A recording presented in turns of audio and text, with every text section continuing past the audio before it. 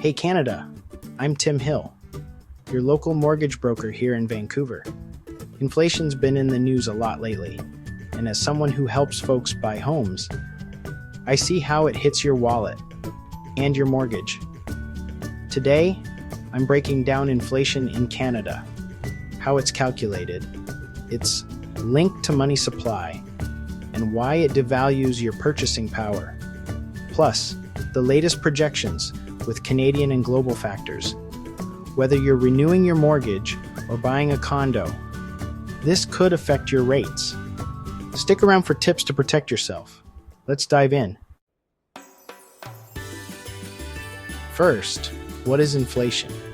It's the rate at which prices for goods and services rise, eroding your money's value.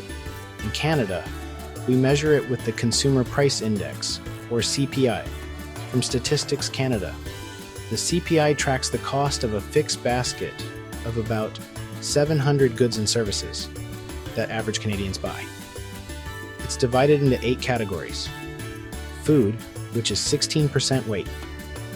Shelter, 30%. Huge for us in Vancouver with high rents. Household operations, 12%. Clothing, 5%. Transportation, 17%. Think gas and cars. Health, 5%. Recreation, 10%. And alcohol, tobacco, and cannabis, 5%. Weights are based on spending surveys updated every few years, last in 2023, using 2021 data. How's it calculated? Prices are collected monthly from 15,000 outlets across Canada. The index compares today's basket cost to a base year. Currently, 2002 equals 100. If, for example, the CPI rises from 100 to 102, that's 2% inflation. It's not perfect, ignores quality improvements or new tech, but it's our key gauge. Right now, July 2025, CPI is 1.7% year over year, down from 1.9% in June, below the Bank of Canada's 2% target.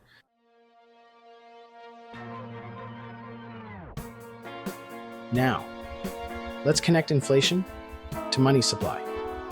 Money supply, specifically what is known as M2, and includes cash, deposits, and savings, exploded during the pandemic. From 2020 to 2022, Canada's M2 grew over 20% annually due to monetary stimulus, which is when Bank of Canada printed money to buy bonds, injecting billions in cash into the economy. M2 hit $2.716 trillion in May 2025, up 5.7% from last year, but slower than peak. Here's the thing. All else being equal. More money. Chasing the same goods and services drives prices up. It's supply and demand. If money supply grows faster than the economy and GDP is up just 1% lately, inflation kicks in. This destroys your purchasing power. Your dollar buys less. For example, if inflation's 2%, your savings lose 2% of their value yearly. In Vancouver, this hits hard. Housing costs rose 30% post-pandemic due to cheap money fueling demand. As a broker, I saw low rates, under 2%, from the money flood, but now inflation means higher rates to curb it, pushing mortgages from 3% to 4% and up. It creates real devaluation. If wages rise 3%, but inflation is 2%, you gain just 1% purchasing power. Ultimately, it erodes savings and boosts debt costs.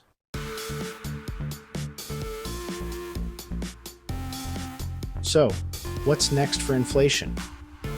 As of August 2025, the Bank of Canada is still aiming for 2%, with the Consumer Price Index sitting at 1.7% back in July. Projections are a bit all over the place. The Bank of Canada expects inflation to hover around 3% into 2026, before dropping to 2% by mid-year, at least according to their April report. Though, honestly, the most recent data shows things are easing a bit. Economists at places like TD and RBC are forecasting a 2% average in 2025, maybe dipping below that and then rebounding. Market surveys expect inflation in the short term somewhere between 1.7 and 2.5%, with core inflation, so that's excluding food and energy, at about 2.3%. Now, Canadian specific factors are in play too. We've got sluggish GDP growth at just 1%, high unemployment at 6.9%, and excess supply, all of which are helping to keep inflation tame. But shelter costs are up 6%, and food prices are still rising at 2.5%. Wage growth is running at 4%, and if productivity doesn't keep up, that could push inflation higher. The Bank of Canada's rate cuts, now down to 2.75%, are meant to stimulate the economy without letting inflation flare up again. If the money supply stabilizes, it's growing at 5% now. That supports lower inflation. But, past excesses are still lingering in prices.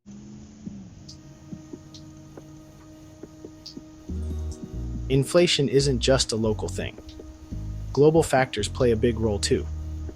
For example, in the US, the Consumer Price Index was 2.7% in July 2025, with core inflation at 3.1%. Now, Trump's 25% tariffs on Canadian goods could really hit us hard. Some estimates say we could lose $69 billion economically by 2028. And that could push Canada's inflation to 3% by mid-2026 because of higher import costs and supply chain disruptions. That's basically a 1 to 2% bump, according to the OECD and RBC. Oil prices are lower, sitting at $70 a barrel, which is down 10% year-to-date, thanks to weak demand. And that's helped.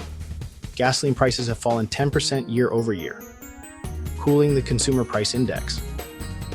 But if OPEC makes cuts or tensions flare up in the Middle East, prices could spike again.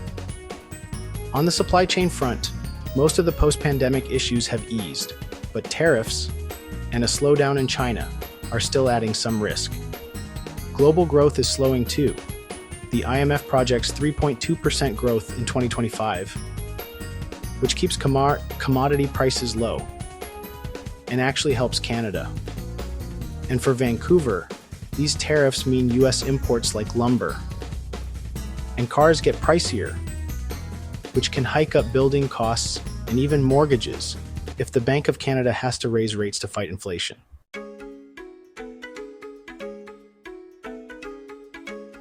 So, inflation's at 1.7% now and is projected to be around 2% in 2025. But there's a risk of it hitting 3% if those tariffs come through. Inflation eats away at your money's value through excess supply, and that really impacts your purchasing power and interest rates. As a broker, let me share a few ways to fight back. First, lock in fixed rates.